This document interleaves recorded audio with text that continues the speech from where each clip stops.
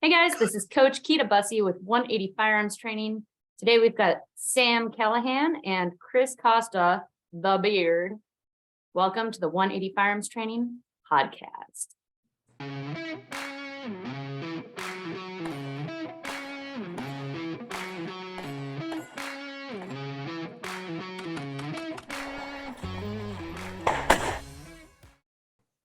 So Chris, why don't you go ahead and introduce yourself? Tell everybody who you are, what you do. Chris Costa, founder of Costa Ludus, and pretty much like a lot of other people, teach firearms across the nation, rifle, pistol, CQB, maritime stuff when it comes up. And it's really about it. All right. Well, Sam. All right, I'm gonna make you dig it out of me. That's one way to put it. Sam, All right. I know you're like chomping at the bit, ready to go. So I'm going to turn the reins over to you. This is your show for now.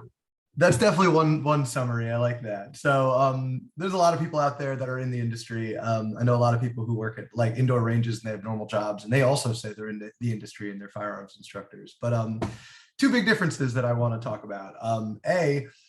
We all know you from a decade ago. We've seen the videos, we've all done that, and you've been in the industry. You're not some Johnny come lately. And I want to talk about that. I think it's something to note that I've seen you teaching classes for as long as I've been playing with guns, pretty much in the competition field, like as far as I've been out there. And I really want to ask, like, what do you think from the past training to the present training over like the last decade? Like, what has really shifted to you? Like, what stands out the most? I think that we have a bigger audience now that takes training really serious. And at the same time, we've built a bigger 2A community where, we have a lot of new gun enthusiasts in our arena, and the competitive community has grown substantially, if not in a weird way, almost like quadrupled. Between the different types of matches now that you have, to 3-gun, to even some of the, I forget what they are. It's like Rocky Mountain matches where like you're gone for 12 hours or 24 hours, like those really big matches. And I think that in a whole, you kind of had this old school mentality, which is where a lot of everything originated from, which is what got us here, of a mindset of like, hey, we're going to train people for possible gunfighting. But a lot of people kind of looked at it like, well, I don't go do risky stuff. I don't go find myself in, in bad neighborhoods and doing that kind of thing. And then we start to realize that, life has changed. Our arena, our environment has changed as well. And now there's a lot of people that are very serious about getting better with a gun, whether it's from a competitive point of view, just for fun, or whether it's from a self-defense point of view, because they realize that it may come looking for them, even though they're not looking for it. So. Yeah, I grew up around guns, and I was one of the people who were lucky to just like always be training, always be around it. I was like 2A was part of my life, but I grew up around a lot of people who the parents own guns, they might own guns, and they never trained. It wasn't even a part of their life. Like that's for the Army. That's for the police. We don't train. Why would we ever train? And getting into competition kind of led me down your path. And I think that's kind of the big thing that stands out to me is you've always promoted training, and you've always kind of changed with the times. And I've seen your classes change, and you have a dose of reality. But the big thing that stands out to me is your willingness to learn as well. And you're always out there shooting. You're in classes with us. And I think it's impressive to see somebody of your caliber willing to change and learn while everybody else out there is kind of fighting in the internets right now. Everybody's all arguing with each other. I was so impressed with that, how you got outside your element into the competition shooting world and came and took my class. I thought that was fantastic. You want to talk about that a little bit? Yeah, let's come back to that for a second, because I don't want to lose kind of what Sam was talking about a second ago. So I think, for me, and talking about the community, when I grew up on a community, it was a lot different. You had videos out there by Gabriel Suarez, Andy Stanford, Jim Grover, which I believe is Kevin McCain. I don't know why he has an alias. I always get confused about that. You have his place up in Virginia, which is the Crucible, which I've gotten to train there, which is really awesome. You have Clint Smith and Front Sight Gun Sight with the whole Thunder Ranch side of the house. Right. And those were the only like venues. And kind of like Sam said, it was kind of like you were either law enforcement, some military, and certain citizens, I hate to say it, were like almost smart enough back then to go get firearms training. Whereas the rest of us went to the gun range and we kind of said we knew how to shoot because you just shot a gun. You know what I'm saying? And during that time period, those other entities, Hackathorn, Vickers, they were these integrated into these people. And even Jeff Gonzalez, because, he was over at, if I remember, it was Gunsight, working with Jeff Cooper, so it's really kind of bizarre because back in the day, there were people getting firearms training, but there weren't like there is now. Now is completely different. So what those guys started really kind of pioneered where we're at, and maybe what a lot of us now have touched. Who knows where it's going to go, right? Because there is a big mixture right now between the competitive community, which has grown, and the training community. And the great thing about it is it's all supporting the 2A, right? So it's all we're all working together to help the greater good, whichever angle you want to come in at, right? Whether it's you're coming in on the competitive side or whether you're coming in on the training side. So yeah, I guess in a weird way, it really has exploded, so to speak. And in the last couple of years, we've seen it explode even more with the current politics that are involved now. Pushing people out to get trained a little bit. Everyone's much more aware now. Yeah. You were saying, sorry. No, go ahead. Going back to the competitive side, when I sat back at the end, I remember growing up as a kid, IPSC had just come out. And I ran IPSC with a Remington 45. It had a millet rear sight on it, and it had the little metal hump front sight on it. Like that's what it was. It was my dad's 45. And I ran that for a little bit. And it just didn't have like the capacity, and the sights were really hard. And then I ran, I think it was a blued version. I don't know if the number's correct, but I think it was a 5906.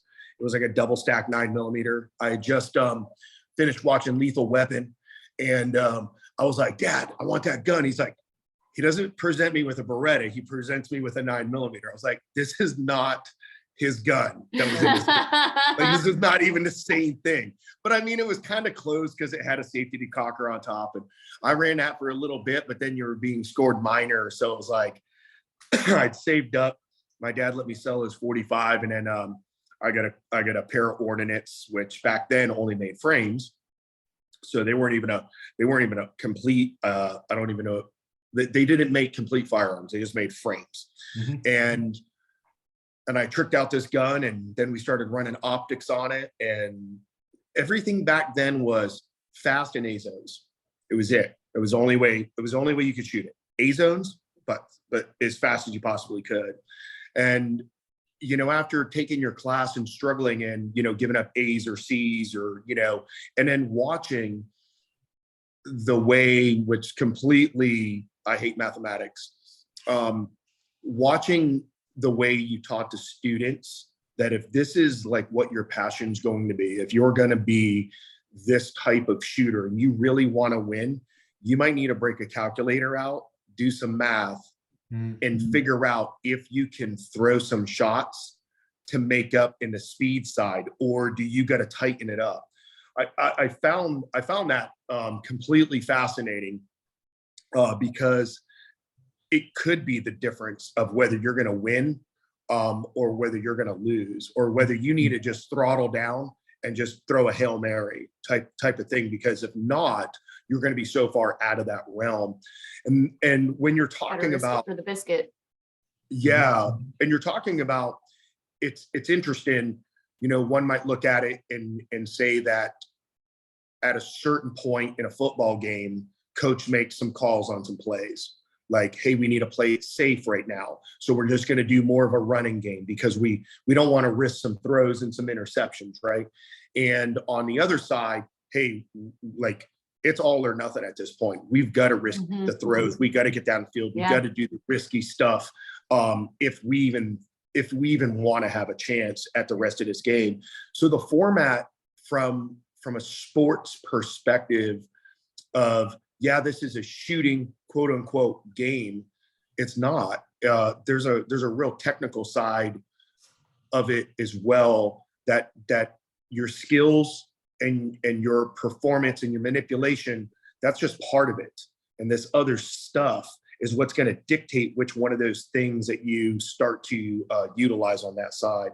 And for that, I definitely found that really fascinating. And I thought for the students, I really hope they kind of got it.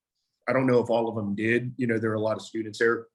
I don't know if they all got it and realize how much they need to be doing that throughout the whole thing, right? And budgeting. So yeah, I mean, the gamers, it becomes obvious. You need to understand your hit factors, and that was the big thing that was like fun in the class, to see you run through hit factor math and have to sit there and calculate. Wait, I can miss faster and it's better, and it's like, I know that it's. We went from absorb. We went from the floor is lava to absorb the mics. Yeah. yeah. It's such a weird game, but like you start to learn what you're capable of, and even a great shooter starts to shoot within his comfort zone. So like yourself, you're an amazing shooter. You have people come out to learn from you, and then what happens is you know how good you are, and you perform within that, but you never end up blowing the lid off of it and going further. And that's where this hit factor math comes in. You never have to be a gamer, but knowing where I could do a little bit of math to get a little bit more out of it. And then knowing, hey, if I ever needed to push it, this is what I'm capable of. If I need to guarantee hits, this is what I'm capable of. And you kind of have this skill set to lean on, that you know where exactly the ceiling is, you know exactly where my dependence on my sights are. And you have all these, like you said, you have different styles of play there. You can play it safe, you can play it dangerous, you can play it fast, you can play it accurate, just depending on where you're at. You're not tied to, I shoot like this. And I think that was what was cool to see from you, is like, oh, a willingness to send it and go, oh, okay, I just learned a lot from throwing that Charlie. And a Charlie, I mean, you're not even throwing mics, you're throwing Charlies. You're like, all right, I could learn from that. I could reel it in. I could understand how to go faster and turn that Charlie into an alpha. And it's big to play those hit factor games. And it's cool to see somebody like yourself push outside of like, okay, you're a good shooter, let's get better. And that's kind of like what all the gamers are obsessed with. And that's why I like pulling everybody into it. We're just obsessed with, I have this tool in my hand. How do I make myself better with this tool? Let's shed everything else. And the thing is, Chris, you come from a background where you've got to be hitting your target. You are responsible for every bullet that leaves your gun. Understanding that when you take it back to practice, if you never let the wheels fall off, you're never going to get faster. You're never going to get better, where you can be hitting alphas, but faster, but you're not going to find that line if you never let the wheels fall off and push. Does that make sense? Yeah, no, I completely agree with that. It's you're right. There is a fine line for that next threshold when it's acceptable, and it was good. It was good to run the drills, like I told you guys a long time ago. One of the things that I do like about the competitive community is, as long as you're safe, right? As long as you don't break their range rules that they have set up, somebody else has taken time to set a scene, right? And in this scene, you're kind of cut loose. You can be a competitive shooter, or you can even be a tactical shooter. It doesn't really matter. But the way I look at it is, somebody allowed you to participate in this scene where you get to shoot, run over here, jump in this box, fire over here, maneuver over here, figure out where you want to do your reload, or you can do attack reload or whatever. You saw there was a couple times where I went to slide locked up behind a barricade, which I know cost me time, but habits have it. And then, you know, but I could still be me if I wanted to. But ultimately, if I wanted to take it to another level, there's some circuit breakers that you definitely have to walk over and shut off and turn some other ones on. And that's funny. I actually wrote that down. Is I had something about like, obviously takeaways for shooting faster, shooting more efficiently. That's obvious. We don't need to argue that. But everybody then says, well, killed in the streets. You're going to get killed in the streets if you play these games, right? I always acknowledge, like, I teach a lot of police, I teach a lot of SWAT, military, and I acknowledge that though I train through the avenue of competition, there's a way to like train around those scars. And now that you've been there, do you agree with that? That there's no training scar in competition that is so bad it's not worth doing? No, I would not. I would never say that. Make such a bold statement on that. I say that when you look at say target transitional stuff, right? You can't argue speed. You can't argue site acquisition or things like when Keita set up that one with the mover, right? When it comes into play, when it comes out of play, tracking or ambushing. Those are, to me, just cardinal fundamentals of how do we maximize your shooting ability, right? So you could never, you can't sit there and say that has no correlation over into the tactical side. That's just, to me, fundamentals of shooting. If you were to say, hey, I'm going to drop a magazine from running from this position to this position, okay, well, if you're a tactical guy, don't do it. Pause for a second behind the barricade, do your shit, and take off running, right? Be willing to give up the time and willing to give up a position which, hey, and you might be in 20th position now, but you could have been in 18 or 16 had you done it the other way. So nothing says, there's nobody there. You guys never once said, hey, if you drop your magazine from point A to point B, this will, you know what I mean? Like, this is what you should do or anything like that. You know, for the people that I saw that were there, it was a matter of shooting sequence. If you shoot from this position, maneuver here, and then engage these targets, all these from here, and then maneuver here, that'll cost you less time. So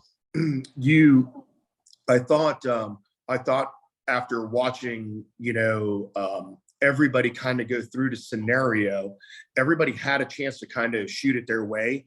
And then after that, you were like, hey, here's a more efficient way in which to shoot this scene, right? Because that's what it is at the end of the day, it's a scene. And you can't argue that time, right? You could have a person running back and forth, or you could shoot, engage these targets from this position, move here, engage these, and it's the fastest you can possibly shoot it, right? As far as efficiency and movement, right? No recoil management, no A's or C's, just take that out of play. But if you did it in a sequence, this is the best. Yeah. And to be able to read the environment like that, I think is a really big thing too. So there's a lot to learn just from that, maximizing your efficiency from a position. And then if you were to look over on a street and go, I'm going to run here because that's going to maximize, this is going to be the best position for me to take this many bad guys if you were to play this out. That stuff, to teach a student to be able to kind of see that and learn it, and just from a visual stage, not even like the blind stage that you guys did, right? So, and those blind stages are awesome because it's like, hey, you get 30 seconds, here's your plan. It's unfolding right now. Those to me are the really fun ones because they're equalizers.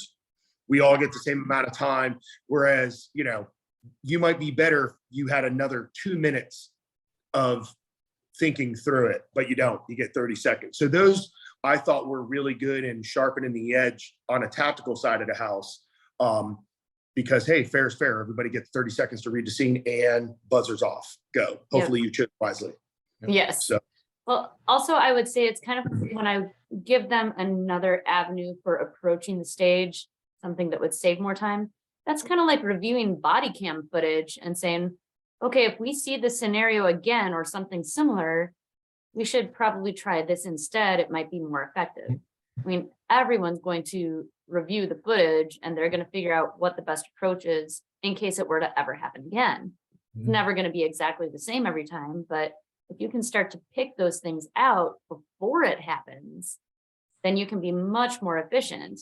And that's kind of how I look at giving my students feedback on their plan and making it more efficient when they're coming from an external community from USPSA or IPSC, that you need to be able to look at it and see, okay, this is going to be the most efficient way to approach this, and hopefully pick that out right away without thinking. Yeah, I think you picked up something. You said like position and then shooting, and so something that I tell a lot of, like, I'll bring just a high level, we'll call it PD guy out, and I'll have them run a stage, but I'm not going to make them play on the stage. I'm going to say, hey, this is your stage plan. You're going to go here, then here, then here. So first it's positions, then it's shooting, and then you start to add other layers in, and you start to realize that's a good way to kind of break down the act of shooting in general. Is like start to relate my shooting to positions, start to relate positions to shooting, and then the tactic of it is the dirty word here. Well, our tactic is nobody's got a gun, I do, go fast. Easy, right? Well, if I said one of those cardboard guys has a gun, watch out. You're going to approach the stage a little bit differently. So it's like, all right, so you could leave the positions the way, the shooting doesn't change, but now your tactic of how you're going to approach the stage changes. And you can start to think in like these variables, and it makes the shooting, my body is the body. Like you could break all this stuff down into little chunks, and it makes it more digestible than a big, I arrive on a scene and I don't know what to look at, you know? So I kind of like you said, you show up to a stage and you start to see these things, and I don't know why, but you start to pick them out and you remember them, and you have these little neural pathways that are starting to form, and you develop these styles of shooting that happen whether you like them to or not. And you could control that in the training side of things, but the thing is we're building subconscious skills that help people, and then you can take that and add your own tactic. So we're shooting drills all the time, and all drills is basically a little portion of a stage that you're practicing isolated by itself. So when you see a stage, you're just seeing a whole bunch of drills all put together into one thing. And I think real life scenario shooting is kind of the same. You practice these things, and then you go to a scene, and what unfolds before your eyes is all these little things that you've practiced. Your brain's not going to go, oh, this is El Prez, but your brain subconsciously will go, I've seen something like this before. Exactly. So what do you think about that, Chris? I do agree with that. I think anytime, in the military and even law enforcement, but it was more founded in the military, was the Kim's games, keep in mind games, where we would, with our department, one of the guys ran a drill where you had 10 objects on the ground, 30 seconds to memorize them, right? So it was like a lighter, a pair of sunglasses, a pen, all these other objects that were on the ground, and we had a thing to shoot. And then you had 30 seconds to memorize it, had to go do your shoot. Everybody had to go through it. And then you had to list out what the objects were at the very end. And if you could, the first thing was at least get the objects. Second thing is get them in order. So not only, do you have to guess the objects and remember them, but you got to remember the order, that the sunglasses were in front of the flathead screwdriver, that was in front of the Bic lighter, that was in front of all these other things. And those help you later, even though you're kind of like, what does that have to do with shooting? You're thinking. There's other things that are going on. You're multitasking. And I think when you talk about reading a stage or reading an environment, I can see how that correlates over into, usually we would do that for CQB as well, colors, numbers, letters, when you're going into the house. So you're giving the shooter more to think about than just the CQB aspect of it. There's a lot of other things that are happening. And I mean, if you really want to challenge yourself, you could sit there, look at a stage that everybody else gets to look at, come up with your plan, honestly, then watch a professional shoot it and see if that's the same plan. And chances are, as a younger shooter, it's not going to be the same plan. You're going to watch somebody else that's a grandmaster shooter burn through that thing in a manner that you were like, that's not how I was going to do it. And not to say that your ways that your way is crap compared to a grandmaster, but they're at that. If you're not a grandmaster yourself, they're at that level for a certain reason, which means you're reading the thing, and that means that they started at the same spot you did, which was learning to read a scenario. Here's the scenario, and you're going to give your best guess shooting it, right? And then you shoot it, and then you watch another guy shoot it differently than you, and his time was faster, and you realize it's because you were doing more running around, and it didn't have to do with A's. Let's just say all the shooting was the same. All the hits were the same. Your reloads were the same. It just, you literally ran that one course of fire that I joked with you guys with at the very end on a plate rack. So I shot kamikaze. Yeah, so I read the book, right? So doom on me. And I'm like, this is the way they say to shoot it. So this is the way I'm going to shoot it, right? Well, I ran it in whatever that 19 seconds was. And the other guy ran it in 19 something, a few seconds before, or I don't know what it was. It's like a second before me, but it was faster than me. But the reality was he chose a route that was faster. And that's why he won, because that I was set you up for failure Yeah. So on purpose. the point being is, and I'll remember that. Don't you worry. He'll get me back. I know hindsight's 2020, right? The but that is a good example of, it wasn't because I don't run fast. It wasn't because I wasn't shooting good. It all came down to the route I chose took me a lot longer.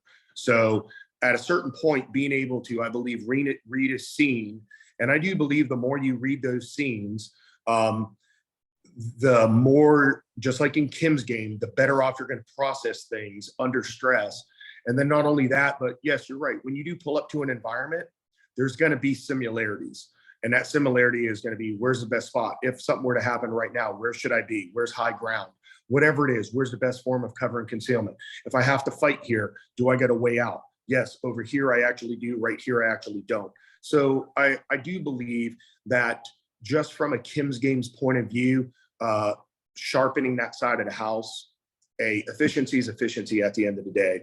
So it sucks when you're not on the good side of it, but if you don't open yourself up to that environment, you're never gonna fix that portion or get to a part where you could be more efficient on reading a quick scene or a scenario, right? So yeah, I do think that there is a lot of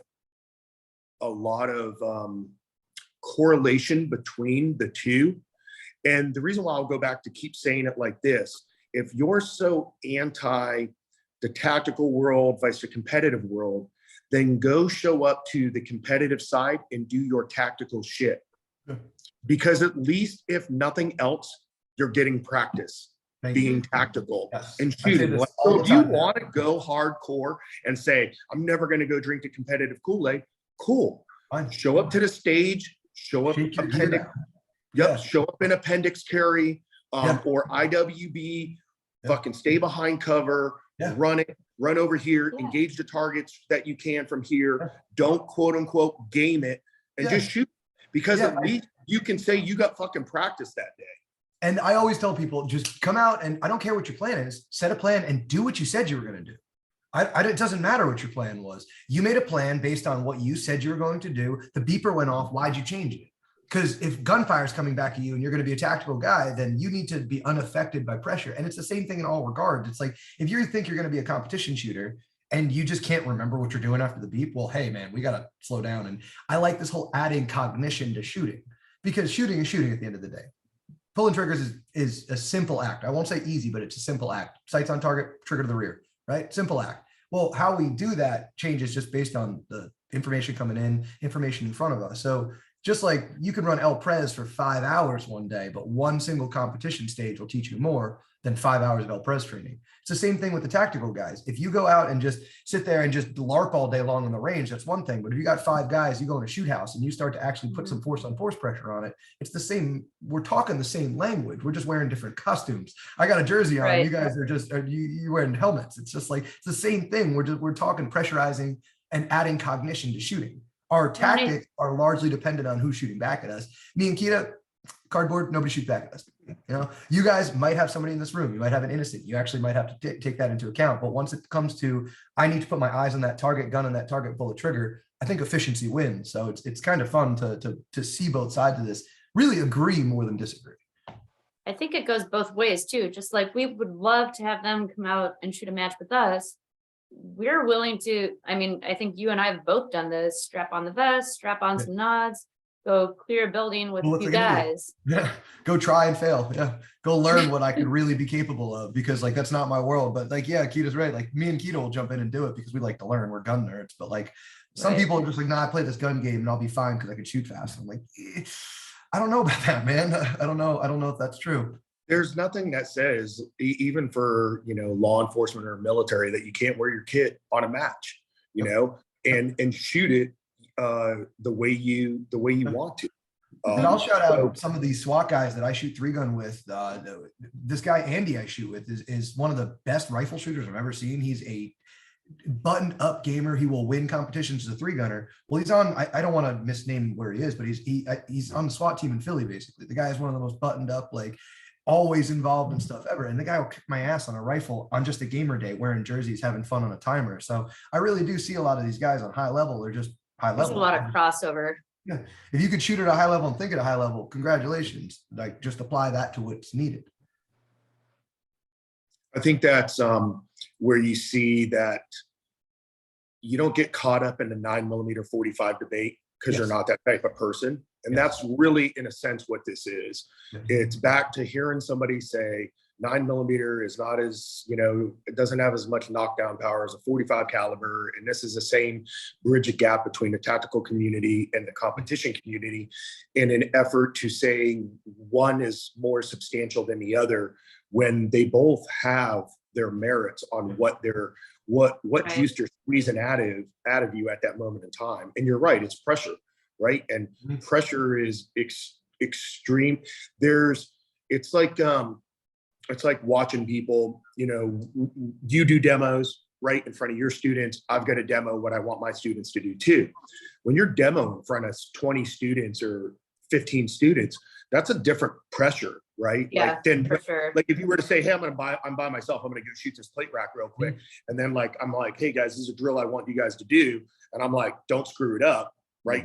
And we're all human, like we might, but don't screw it up too bad, because you're at that level. Like you're at a level where they're coming to see you for performance. So it's, I think for those of us that can be a little more open-minded, that there are other things out there, and that pressure is important to not settle in a box, right? Like there's that box that we can all get trapped in, and once we're in it, man, we don't get outside it, and you'll never get better, because you don't want to fail in front of your peers, right? But it's our peers that give us encouragement to take it to that other level, right? Because you surround yourself with a good tribe, right? Those people, I don't want to surround myself with people that are all identical to me. I want to surround myself with people that are better than me, because that's gonna take me further. But people that have just different attributes and different styles, because that's gonna make me a little more well-rounded. It's gonna file you down in the way you need to be. So I kind of want to jump topics a little bit, because I want to make sure we get into this before we run out of time. Can you tell us your take on the glamorous life of the traveling firearms instructor? All right. Pretty much most people would think it's hookers and blow. It's not. Unfortunately. I don't know, this year, man, I've been gone more than I've been home. The way I do a lot of my courses to kind of cut down on air travel, rent a car, things like that. I try to schedule my courses in blocks where I'm just on the road for, a month and a half. This last segment when I saw you guys was almost 2.5 months of being gone. Yeah. And that screws with your sanity, because it's just lonely. Yeah.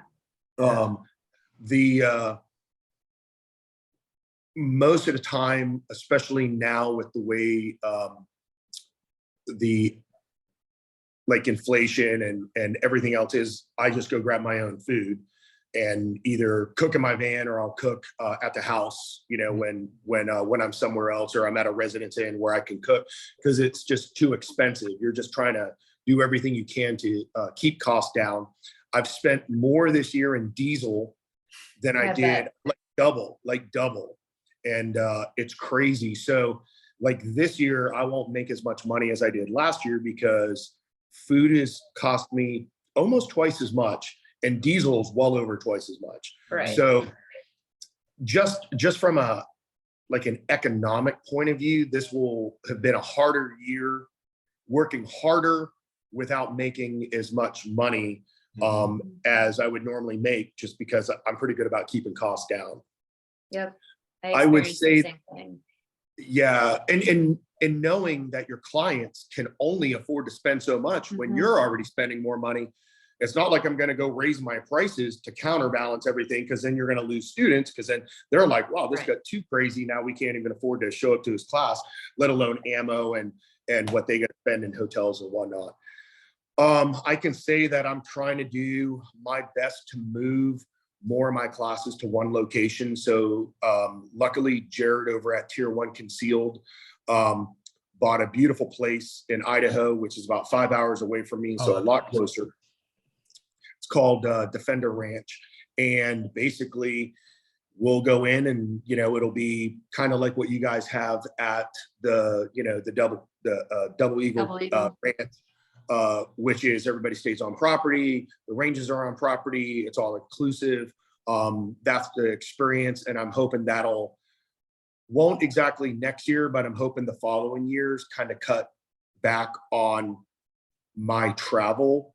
You'll have a home range. Yeah, I'll have more of a home range, which is always a challenge, because then it forces a lot of students to come to you. But I mean, a lot of companies like, you know, Front Sight, Gun Sight, Thunder Ranch, you know, they've been doing it for a long time. Obviously, because they have a tremendous following, because they're great teachers. Yeah. So that's kind of part of it. But man, I don't really wish this travel on anybody. It's hard on relationships. It's hard on, it's just hard on everything. Like I'll be honest, like I think most of my problem, with my body, meaning my back and my neck and everything else, is just driving. Right? Yeah. It's just driving. I put on usually over 20,000 miles a year driving. So, and you're stuck in traffic. And I mean, this year, coming back from Florida, because I ended in Florida, going all the way back to Idaho. I mean, you know, some horrendous accidents. One which a lady, I guarantee there's no way she survived. She expired. There's no way. And to just be there, the cop that was on scene, he did everything to comfort her, but I mean, her arm was gone, her leg was severed. I mean, like she was in a bad way. So I mean, it's just like the road is, it's a lonely place. I do a very baby version of what you guys do, and it's still 3-4 days a week away and on the road and everything. It's just, it takes a toll. I couldn't imagine being in Florida. You were at Double Eagle for what, 3 weeks? Like, you were just, it was crazy. We had you there for like 3-4 weeks just straight. Like, man, I'm there 3 days in a row, and I'm like, I gotta get out of the woods, man. I gotta go home. I'm talking to coyotes. Like, I gotta go home. And it's just, it's a lot of work, but it's crazy to see the miles you guys put on and all that kind of stuff. But I'm glad at least we have a place to crash you guys. We got Double Eagle to keep you guys happy. It is. It's awesome to be able to stay on property, especially, you know, when we were doing the night courses, which, you know, that's got its own baggage to it. But to be able to get off a range and go there at night and be able to just not get in an accident. You know, I was doing one in Washington, and, you know, it's 35 minutes to get back to the hotel. And, you know, all of a sudden I hear thank goodness they put those zip strips in, because it's like, womp, womp, womp, and I wake up and I'm like, oh shit, I almost went to the side of the road. So it's, what you guys provide there is awesome. And in a great location that people that are in very non-gun friendly states are able to kind of be themselves there, you know, do their thing. Get people out of, I mean, I'm from Jersey, and you know what I do for a living, so it's like it's funny to be from Jersey, but we got people from Connecticut and New York and all the people coming in and actually being able to run their stuff, security companies. It's cool to have people like yourself as well coming in and kind of like offering your name to our range as well, because you've been doing this for longer than most people that are notable. I mean, Keita, we were talking about this. I know you don't like to reminisce about it or anything, but I mean, we don't get to do what we do without you having done this for a while. Like, we don't get to play these games unless Chris has been spending 10 years road dogging it up and doing. We are standing on the shoulders of giants. That is for sure. There's no way we could have done this without what you guys did to get this ball rolling. Well, we all appreciate that. There's a lot of good, you know, one thing that's come of all this is there's so many good trainers in the industry. And one thing that is a huge benefit I think the civilians are able to take home more, and that's because military and law enforcement are sometimes confined to policies. But if you're a civilian, right, unlike a military person who shows up and it's like, here's the way we do it, do not go left or right. There's no SOP. Yeah, like you get to build your version of whatever you are. So if you go to see me or any other instructor, you might have certain takeaways, and that builds you, right? And you go see 10, if you were to go see 10 teachers within the industry, I mean, that's a lot. Most people don't get that. And to be able to build yourself upon those teachers, I can't wait to see later when they become teachers, what their students are going to be like. Oh yeah. When you think about that, because that's a different version. So that's why it's important for, me to still go to you guys. Yeah. I took your class, which was awesome, completely out of the normal realm of like curriculum, which was good. And then I had seen Pat McNamara and Yeager, and so for this year, this has been a great year for me just to jump into other people's courses and just be a student and not be responsible for anything, which is right. that in of itself. You just cook your own steak and you're good. That's it. Pulling triggers, man. It's nice sometimes.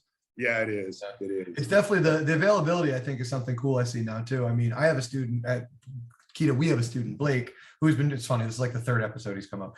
But I think he went to Front Sight like 16 years ago. He was telling me, oh, I had this old Glock that's older than you that I've been shooting at Front Sight since the 90s. And I was like, that's crazy. And you've never done USPSA. He's never gamed until 3 years ago. He's like, no, I've been doing firearms training since that long. And but it was, he can afford to get out there. He can do all that. Now is the big stopping point is how many people can fly out to Utah and go fly out to these places and do it. Now, I mean, Tim Herron's flying all over, Kita's flying all over. You can get JJ wherever. There's Double Eagle. There's all these places all over now that you can just kind of open and roll, pop in and learn from somebody who has a national championship title or somebody who's traveled the world teaching the best of the best, like that wasn't really available. And even if you have the funds, it was kind of like a secret society 5 years ago, 10 years ago. Now it's a lot different.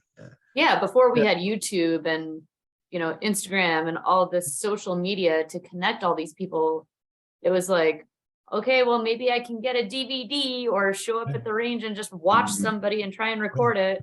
Hope I go there while the local GM is there. Yeah, I hope I bump into local GM John while he's there and hope he could teach me. But no, like when I was starting out, I would just have a local GM pull me aside and be like, hey, stupid, don't do that.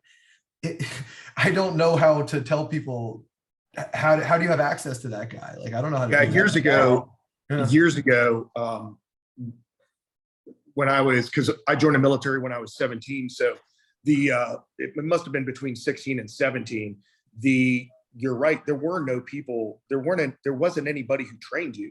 It was guys pulling you off to the side going, hey son, this is what you're doing wrong. And, you just watch this guy burn it down who's older than you and you're a kid. So you're like, dude, I can run faster than this person. I can, there are things that I can do to make up time. And you're still like slower time-wise. And you're like, how is that even possible? And, back then there weren't schools. So it was those guys pulling you aside going, here's what you need to do. This will help you. And that part of it, it's not like they had to, but, they did. And that aspect of it is awesome. That's really what shooting is all about right there. So that community. I mean, I'm from a bunch of different competitive communities. I've played a lot of weird niche games. Like I'm not talking football, soccer. Like I flew kites competitively. I raced border cross. Yeah, like I've done a lot of weird stuff. And like, there's not another industry where people will pull you aside and be like, hey, this is how you could beat me next time.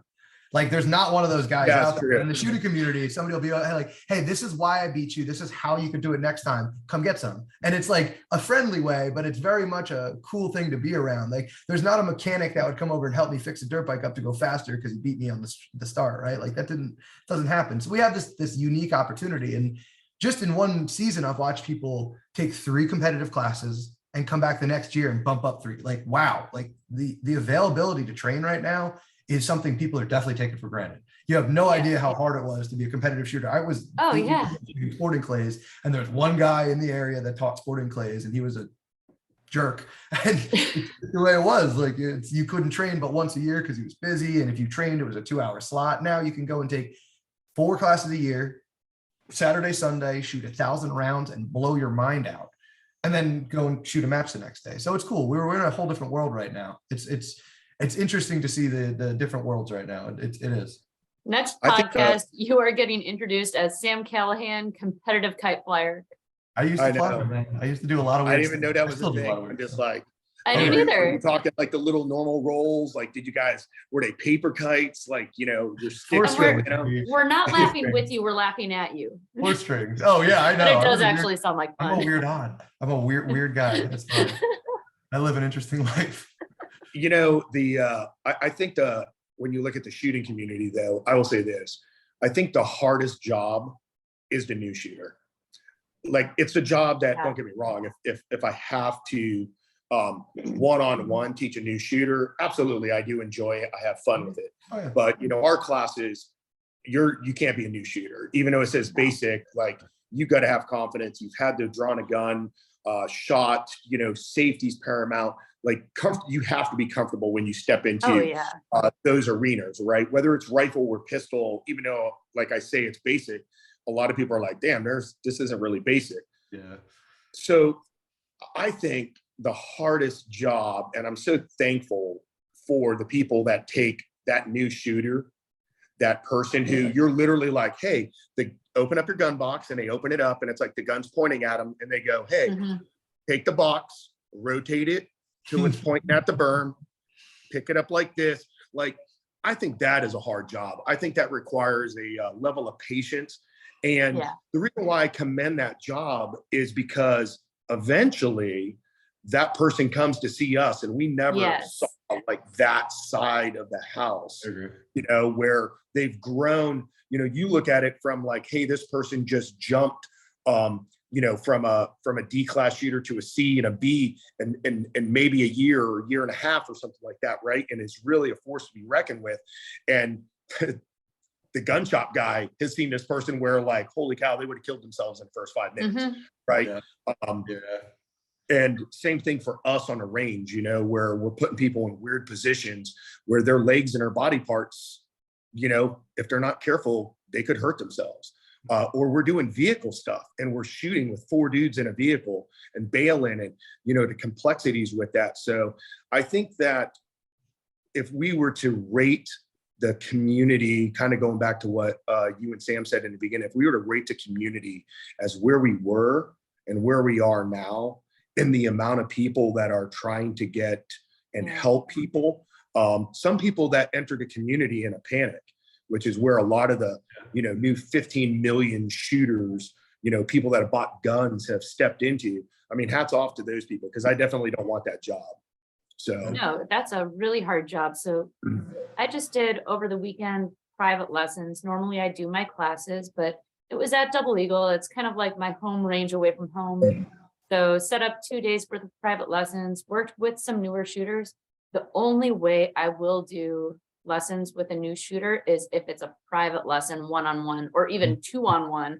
And hey, Sam, can you come over here and watch from this side? I'll watch from this side, because we want them to be safe. But we also want to encourage them to keep training, keep practicing, and do things correctly, so they do come back and they do get better. So I will train with new shooters, but it's got to be at least one-on-one, if not 2-on-1. Yeah, I'm with you. It's definitely the hardest job out there, is taking somebody and putting a dangerous tool in their hands and saying, this is how we're going to use it safely. But we don't get to play with these people if they don't go through that. And all my students hear me talk very, very harshly about indoor ranges, but this is why. Because the indoor ranges are, in my mind, taking on the responsibility. They're not being given it. They are saying, I'm going to build a facility that I'm going to train new shooters.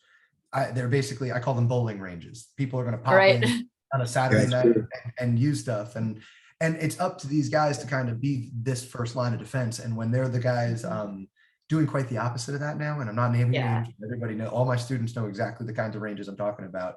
that's why I get annoyed with them. And that's why I will push people towards certain instructors and push people towards certain ranges, because I respect the hell out of people who can take new shooters and return them back to me competent. I think that's crazy. I've done that. I was an NRA instructor. That's where I started. I started at indoor range with an RSO vest on and helping a 15-minute intro after 15-minute intro. Like I started there too. That was a whole job, but I don't get to now do 15-person competitive classes with Kita if we don't have those people responsibly handing those people Yeah, over. absolutely. Right. It is, you're right. It's one of the best, it's one of the most important jobs that we really have. And I think it's up to like us kind of people to uphold that. Hey, don't go to that range, go to this range. This is what you should be doing. That's not okay. This is okay. There's a reason to some of our harshness. And this is why I like to really think it's important. These bowling ranges are a lot more than bowling ranges. They are the first experience and the first taste of the gun world for a lot of us people. Well, then Yeah, there that's are true. people like you who grew up around it, or Pixie, like she never grew up shooting guns. She could have if she wanted to. She just wanted to go play video games, go for bike rides, play soccer, whatever. Fine. But she's around or filming me for my videos. So she hears and absorbs all this information. So even though she was a brand new shooter, I turned her over to you to shoot her first stage. How did that go? That was pretty quick. Yeah, we basically got her to do a normal competitive run in a competitive time pretty quick. But it does show the most of the students in my class her first run on a stage, just because she grew up with, okay, well, if you're going to pick up a gun, this is what you do. Always treat a gun as if it's loaded, blah, blah, blah. Yeah, like I'm blessed. Kid Pixie was blessed. I was around guns my entire life. Like as a little kid, they're just around. We hunted. Pixie's been around my whole life, but there's like, I'm from New Jersey. There's so many people who have touched their guns for the first time in front of me. And like, here's your first gun ever. Oh my God, this is crazy. And that's the first time. And it's right. We need it's those. Totally different than being raised You worked around with Richard just over the weekend. Richard had, I bumped into him buying his first ever firearm and his first ever in his late 60s in an indoor range when I was working there. And now he's a class, just got invited to nationals this year. So it's like, it is important to bridge that gap, and it can happen quickly if you get a hold of these people. If you can I just wrote his training plan today. How crazy is that? He's had his first gun for probably less than 5 years now. Awesome.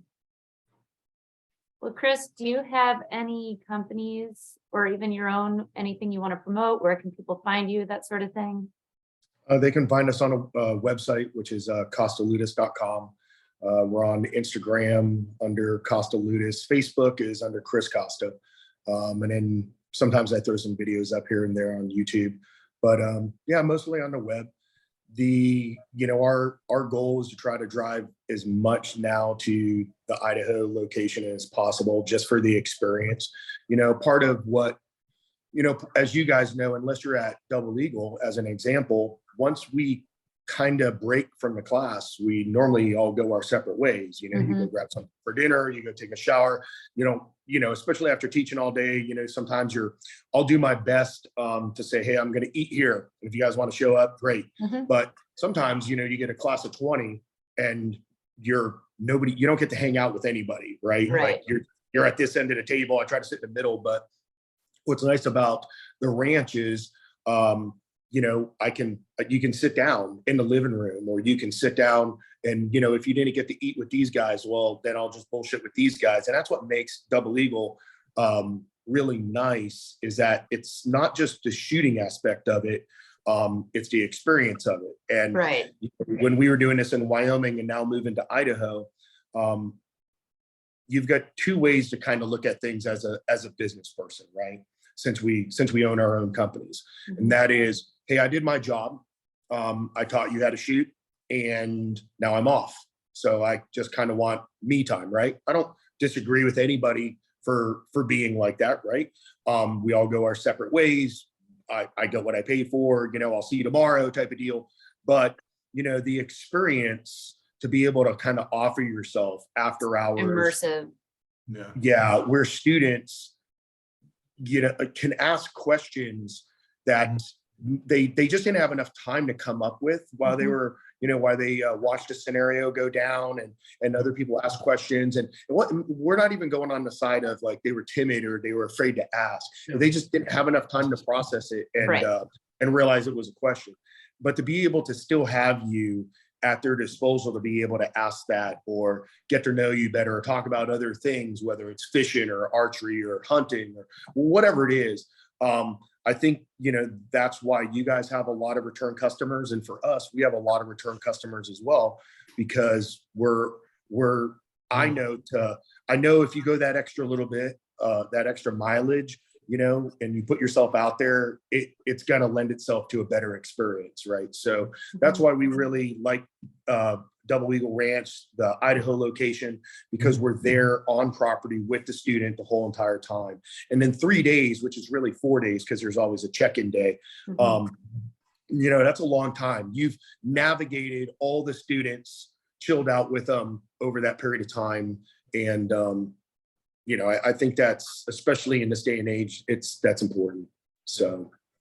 Yeah, I really feel like it's an immersive, you almost become like family. Yeah. We get all the same regular people coming back. Of course, we're always getting more too, but it is totally an immersive experience. And I feel like most of the processing and the mental part of the learning happens outside of class. Yeah, I mean, I've had students wander down from other, we'll call it tactical classes, just to see what we're up to, because we're having so much fun. On the flip side, I have guys that I train that will be up an alpha range with you that are buttoned up workers, and they keep coming back to your class. So it really says a lot about the experience. You know what I mean? Like, yeah, you could have a big name and sign up for the class, but I've had people walk out of those big name classes. Whereas I know people, I see people, I see your student lists all the time at Double Eagle, and I'm like, oh, wow, that guy's coming back for the 3rd year in a row. That's awesome. Right. There's a lot of students that, and that's why those classes sometimes are hard to get into is, man, I'll see some of the same, like all the time, which is awesome. Same thing with Ohio, at the,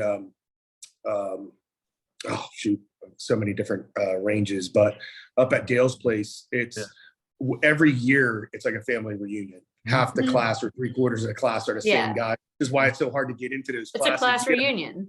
Yeah, it's a class reunion. So I will say that when I'm driving to those styles of classes and those locations, and then I see those students, it makes being on the road a little bit better than, it does. So. Yeah, well, if you want to get in on that family stuff, it sounds like the West people go to Idaho and the East people can go to Double Eagle. That sounds like there you go. All right, good to know. You guys have a little. We got the ranch in Texas as well. I know. I need to On-site talk to those place. guys. There's a lot of good teachers that are going there, so it's hard when the market's that flooded because, as you know, we pull from the same group of people, and that's why it's really been a challenge to kind of go there, is because I know the other great teachers that are going there, and I'm like, once you kind of throw your name in the mix, you're affecting everybody. Everybody affects everybody. Right. There's only so much. A lot of guys just don't realize you look at an area and you're like, you're still pulling from the same 50 students. Yeah. And they need enough time to save up to go to that guy's class. Right. But so if everything's within a couple months of one another, it's a real challenge to kind of fill classes. So for sure.